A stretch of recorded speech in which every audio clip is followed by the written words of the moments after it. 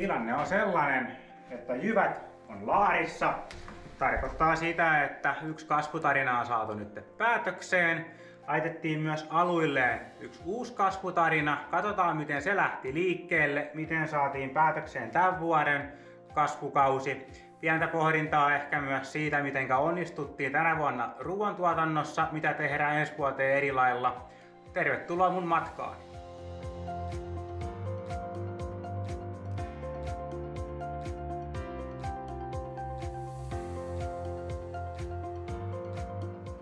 Eli nyt ollaan lähdössä syysvehnän kylvölle ja nyt on niinku mastraadisiementä vehnää nyt kylvinkoneessa ja tää on nyt yksi vaihtoehto, millä voitaisiin mahdollisesti ottaa osaa tuonne ensi vuoden käytännön maamiehen syysvehnäkilpailuun. Ja siinäkin vähän ideana on niin kun, että pääsee itteensä haastamaan viljelijänä ja näkee mitenkä muukin tekee.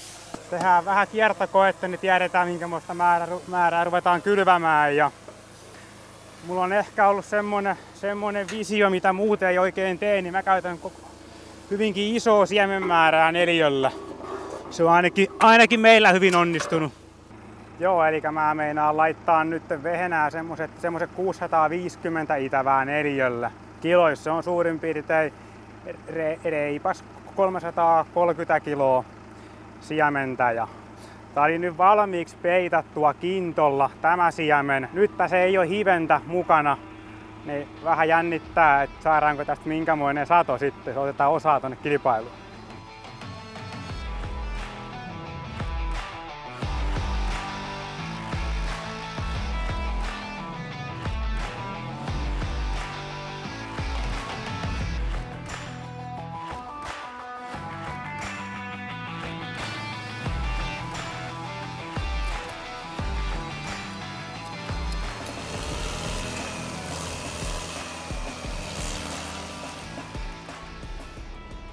Hyvä on kylvetty ja puitu jo. Kello on nyt 4:30 aamulla ja pari tuntia sitten mä sain siemenet pihaan mintumia. Ei taida muilla olla tällä kertaa. KM satokilpailu, katsotaan miten tämä kasvaa.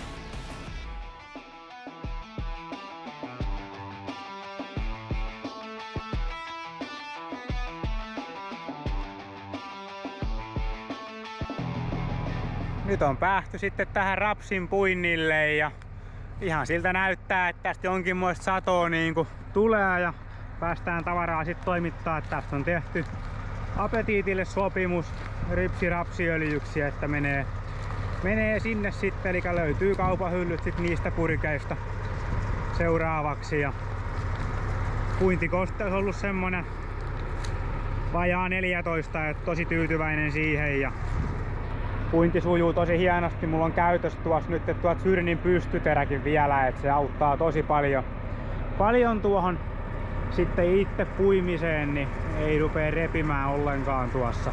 Sitä ennen mulla oli käytössä vain tuommoinen kaariterä ennen, mutta nyt se on sitten tuolla puolella käytössä. Tuossa edessä on nyt sitten semmonen nollaruutu ruiskutuksista tällä rapsille. Kyllä siinä näkyy selkeä väriero tuossa, että tuo puoli on saanut Pictoractive ja kaikki muut aineet ja tuo puoli ei ole saanut.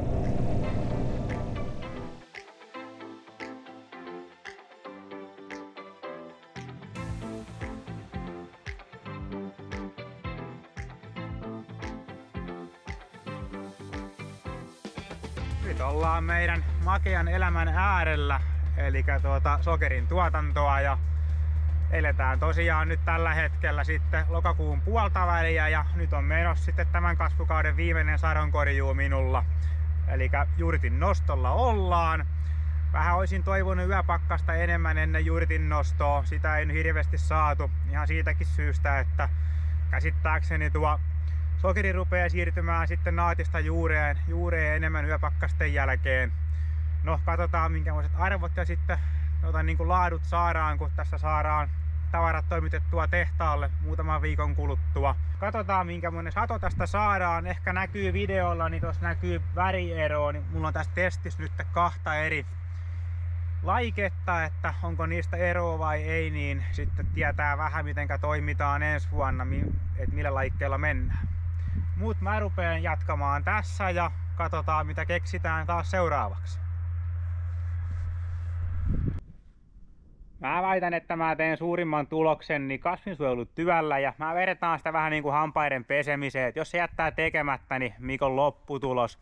Investoittiin uuteen ruiskuun ja kävin katsomassa nyt ruiskua ulkomailla ja Suomessa monenlaista, että mihinkä mä päätyisin. Päädyin tämmöiseen, mitä ei löydy tällä hetkellä toista nyt Suomesta, ei ollut hinnastossakaan. Eli tää on nyt 21-metrinen reppuruisku, entinen mulla oli 15. Mä sain siitä heti lisää 40 pinnaa lisää työtehoa, plus tää on sitten selkeästi entistä ruiskua köykäsempi. Nestemäärää menee enemmän ja reippaa pari hehtaaria tuli mulle vielä lisää nyt sit peltopinta-alaa, kun ajouria jää selkeästi harvempaan kuin ennen. Se mistä mä tykkään oikein hirveästi niin on se, että kemikaalin täyttöasti ja luukun taakse suojaa, niin rengas ei heitä siihen ihan hirveästi enää sitten maata. Hieno käyttää märissäkin olosuhteissa.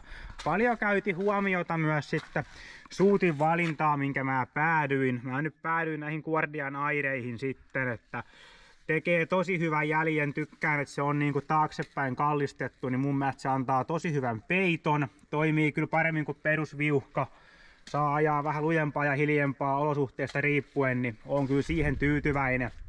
Mikä tässä sitten erikoisempaa on kuin standardiruiskussa, niin se, että tää on isopuskone, mutta tää on nyt räätälöity sillä, että tää sopii mulla minkä tahansa traktoriin. Eli mulla on ihan akulla käyttö ja sieltä hallintalaitteisiin yhteys. Niin mä en ole mistään traktorista enää riippuvainen, tää sopii kaikkeen mulla. Semmoset 700 hehtaaria ajoin tällä nyt tänä kesänä. Tuntuu ihan mukavalta ja nyt opetellaan lisää käyttämään kaikkia ominaisuuksia, ruiskutuskarttoja ynnä muita. Tällä lohkolla mulla kasvoi kaura tänä kesänä ja mä tein tähän erilaisia toimenpiteitä. Ne pitäisi sitten totta kai pystyä havainnoimaan, että oliko niistä mitään hyötyä niistä toimenpiteistä, että mitä tehdään ensi vuonna. Käytin tästä typpiä ja fosforibakteeria, niin semmoiset 10 pinnaa oli satotasoeroa siinä puimurin mittarissa. Aika merkittävä asia. Mitä muuta eroa nähtiin, niin siitä on nyt lähtenyt labraan näytteet ja mä käyn nyt katsomaan niitä, että onko niissä mitään isompaa eroa vai ei.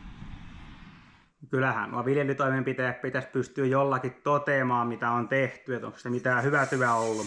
Mäkin kun tein pikkasen testiä, tää sai sen fosforibakteerikäsittelyn, niin mä nyt teen itse tähän laitteluastetta, että katsotaan, että oliko mitään vaikutusta vai ei. Labrastakin mä sain kyllä jonkin verran jo tuloksia, mutta useammalle erälle mä teen itse sitten näitä pieniä testauksia. Kasvukausi oli muuten ihan ok, että kaura onnistui tosi hienosti meillä. Ohra oli pieni pettymys, että varmaankin siitä syystä, että jyvän täyttyminen osui mulla hellejaksoon, niin se verotti sitä. Rapsi onnistui ihan kyllä hienosti. Mutta jos tähän testiin nyt palaan takaisin niin ja labran tuloksiin, niin 1,3% oli laitteluaste ja 61 kiloa suurin piirtein hehtopaino, eli tosi hienosti. Dontoksiineja ei ollut yhtään, mutta sitten T2, HT2 löytyi pikkasen. Ja tuo dontoksiini on aika mielenkiintoinen, kun rupesin tutkimaan sitä, niin 37 pinnaa saa olla mittatoleranssi näissä mittaliuskoissa, niin mun mielestä se on aika paljon ja sitten meillä kumminkin on ehdoton raja siitä, mitä mittatulos näyttää niin vastaanotossa ja se kuitenkin määrää erästä aika suuren osan hinnasta, että kelpaako se suurimmaksi vai ei, niin tuo on kyllä tosi mielenkiintoinen asia, että tuosta varmasti tuun kyllä haastaa vielä lisää teollisuutta ja niin edespäin. Mutta mitenkä muuten tuo kasvukausi mulla onnistui ja meni, niin mä tein siitä vähän laskelmaa. Lukuinahan kasvukausi laittaa miettimään asioita, että vaikka saatiin hyvä kaurasato, mutta metsänreunat ja muutama huono alue laskee keskisatoon, niin merkataan tuohon 5 tonnia sitten ja tämän hetken viljahinnalla ja oman tilan muuttuvat kulut viljelykseen ja maltillista vuokratasoa reilua 200 €, niin alle 80 tuottaa hehtaari. Ei tuo hirveästi kestä muutoksia niin vuokraan kuin muihin kuluihin, ja tuosta sitten pitäisi vielä vähentää ne muut kiinteät kulut. Pohdintaa aiheuttaa.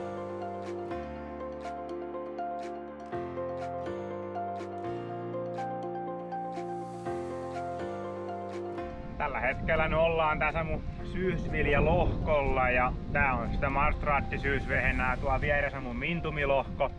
Niin mä tulin laittaa tähän nyt tämän keltaansa, että katsotaan tuleeko tänne kahukärpäsiä vai ei. Et jos tähän arkkiin nyt se 5 kappaletta ilmestyy vuorokauden aikana, niin sit mä rupeen tekemään torjuntatoimenpiteitä. Ja mä tuun illasta vielä kattoon tämän ja sitten vielä huomenna aamusta, että tuleeko tänne mitään saalista vai ei.